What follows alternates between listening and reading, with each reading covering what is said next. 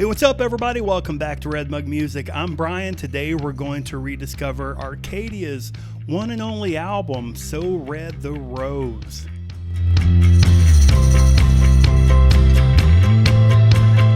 So Red the Rose has been deemed the best album that Duran Duran never made.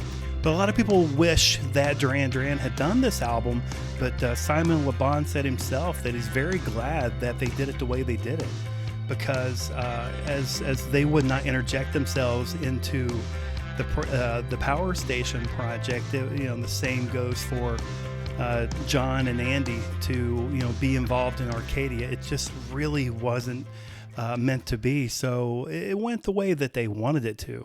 And one thing I learned that I had no idea, that Arcadia had secret code printed on the front and the back cover of their album. Stay tuned to the end, and we'll talk about this secret code and what it means. So Red the Rose was a very well-produced album, which captured the artistic side of Nick Rhodes and Simon Le Bon and sometimes Roger. It was very mature, and it did have a theme, which Nick and I think even Roger said, and the theme was freedom. Having the freedom to be able to do what they wanted to do without feeling like they had to sound a certain way. They went into this project with no idea what it was going to sound like. They just created. But the album itself is extremely dark. It's extremely moody and beautifully textured. So being that there were only 3 Duran Duran albums by the time Arcadia's So Red the Rose album hit, it sounded completely different. It didn't sound like anything that we had ever heard before. So this album, So Red the Rose, was well ahead of its time. And I think maybe that could have stifled some sales, because I really think by this point, this is probably the best produced album that they had. I mean, So Red the Rose is a magnificent album, and even though it did well, I still think it was very underrated. So being that this album is completely unmatched, it's really hard to compare it to any of the previous 3 or any of the albums that came after. So it's really just a standalone that just can't be compared to anything else. And maybe that's why it's such a great idea that it was by Arcadia and not Duran Duran. So I'm actually liking the idea that they did it the way they did. All right, let's go over it song by song. The very first song on the album is called Election Day. Election Day sets the tone quickly, and it positions you to exactly where you need to be for the next 44 minutes. So it prepares you for what you're in for. The funny thing about it is, even though you're hearing Simon's voice, very confident voice, on top of this one note bass all the way into the pre-chorus, it still comes across as very multi-dimensional. And by the time you get to the Grace Jones part, I'm very invested, and I'm perfectly willing to accept her being in this album, because I think a lot of people are like, I'm not really into it, but I like it so much. It just works. And I think after the Grace Jones part, the bridge following right after is the peak of the song. I love this part so much. And I'm not even talked about the drums and the percussion, just how fantastic it is. This is a great start to the album. Track number 2 was called Keep Me in the Dark. This is a perfect transition going into the second track. Nick starts the song with this building anticipation. And have you noticed this guitar part has a very Owner of a Lonely Heart sound to it? If you've never noticed it, listen to it now and be like, oh, wow, that sounds like the same type of guitar. So I like this guitar part in the song. I think it's a good marriage between the 2 different sounds. I think it does the song justice. Song number 3, Goodbye Is Forever. Again, this is really good stuff. I've always loved this intro. And it's just got a very simple but heavy snare. And I enjoy that guitar, which I think it was by Carlos Alomar. Tell me if I'm right. Comment down below who plays the guitar on here, because there are several guitarists on this whole album. So it was really difficult to find out who did what. But I think this one was Carlos Alomar. It's a very specific sound, so I kind of feel like it's him, but I could be wrong. Song number 4 is called The Flame. This is my favorite intro of all the songs. The way this sounds, like if I were to record an album, which I have never done. I've came close, but I'll tell that story later. But I would love to sample this guitar part. I'd love to sample this drum, percussion part. I think it's extremely strong, and I would love for it to be in like something that I did. But I think The Flame, this one has Grace Jones in it as well. And I think maybe out of all of the songs on Arcadia on So Red the Rose, that this one's the most Duran Duran sounding. Tell me what you think. And again, this has another guitar solo, but I really don't know who it is. I don't have a copy of the CD or the record. And when I looked online, it had a list of everybody that was on the record, but it wouldn't specifically tell me who played what. So to talk about the personnel on this album, So Red the Rose, of course, we have Simon Le Bon in vocals, Nick Rhodes, Roger Taylor, and then additional musicians. You have Mark Egan. He played the bass. And I loved Mark Egan. I love his bass style. Masami, I have no idea how to say his last name, played guitar. And then you have Carlos Alomar and David Gilmour from Pink Floyd, of course, that played additional guitar.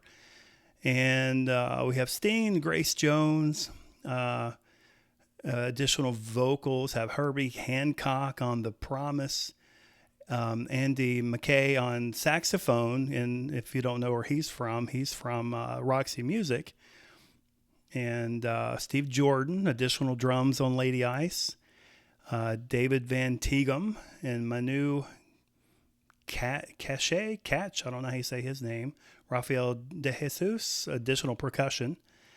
And Jean-Claude Dubois, I don't know how you say that, plays the harp. And Pierre Defay on violin. It's in Masami, whatever his last name is. I'll tell you what, it sounds like it was a terrible idea for me to name these people because I can't pronounce anyone's names. You don't know what you're talking about, do you? But the whole point is to let you know all the different people that did play on this album. It was quite eclectic. And speaking of additional people, David Gilmour played on the next song, which is called Missing. Missing was recorded, this version was pretty much live, but it also inspired what the rest of the album was going to sound like. So if you listen to Missing, that's pretty much what inspired the rest of the album. And the funny thing about it, it's not funny, but in my opinion, Missing gives off a very sad and mystical vibe, but it's absolutely gorgeous. So that may be a really good way to describe the rest of the album. So Red the Rose. And the song was actually inspired by a poem called On a Dead Child. And in my opinion, I think Missing and the next track, Rose Arcana, should have been touching each other on the album. I think it should have.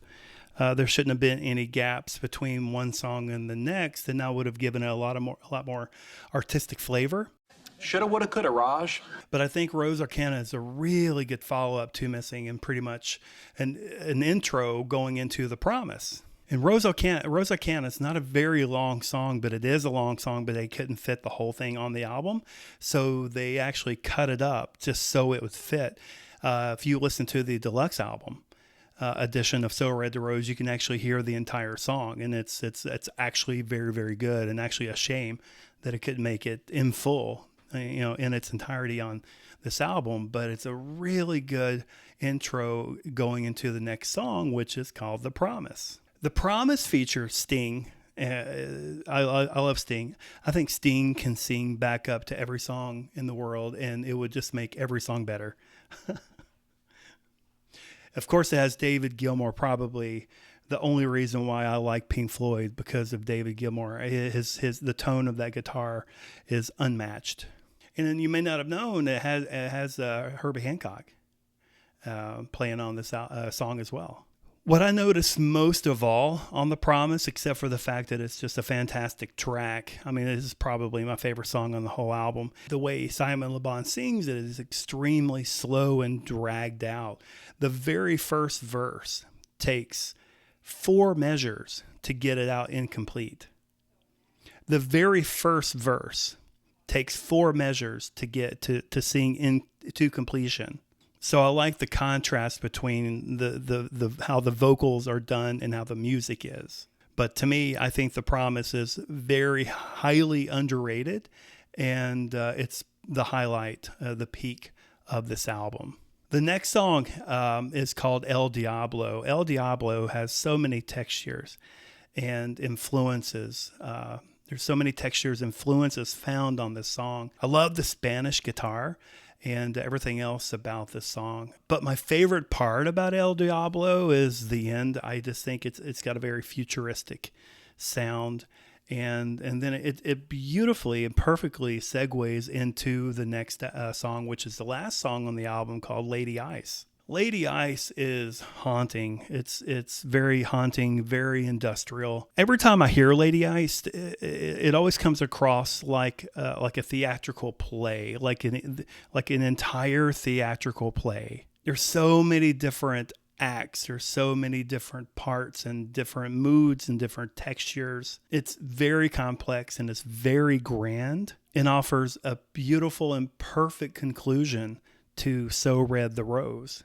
And not to mention, Lady Ice has probably some of the best harmonies on this entire album. So there you have it. That's my take on So Red the Rose by Arcadia. I think if there were ever another opportunity for Simon and Nick and Roger to get together, let's say, John just had some other project that was going to take a while. Wouldn't it be great if they could get back together and like create the, Arcadia So Red the Rose Part 2? What would the name of that album be? You know what? Let's just pretend that they did. What would be a really good name as a follow-up for So Red the Rose? Comment down below. Let me know what you think. All right, now let's find out what the secret code is that's on the cover of the album So Red the Rose. What exactly are they trying to say? Some versions of the album and related singles contained a numeric code in their artwork. This code allocated even numbers to letters, beginning with the number 16, which would be A, then continuing on to 52, which would be S. And then from 52, it would wrap around to 02, which would be T, T following S, and all the way up to 14, still being even numbers, which would be Z. And if you ever see a 00, that represents either a space between words or a mid-word capitalization being used before, like, say, B in Lebanon.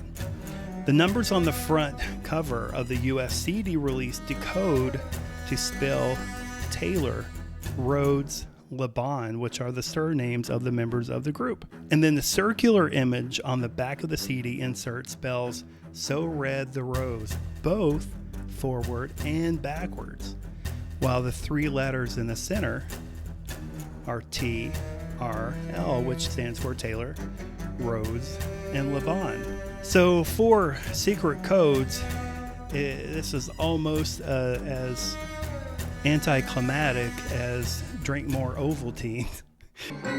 Almost there. My fingers flew. My mind was a steel trap. Every pore vibrated. It was almost clear. Yes, yes, yes, yes. Be sure to drink your Ovaltine.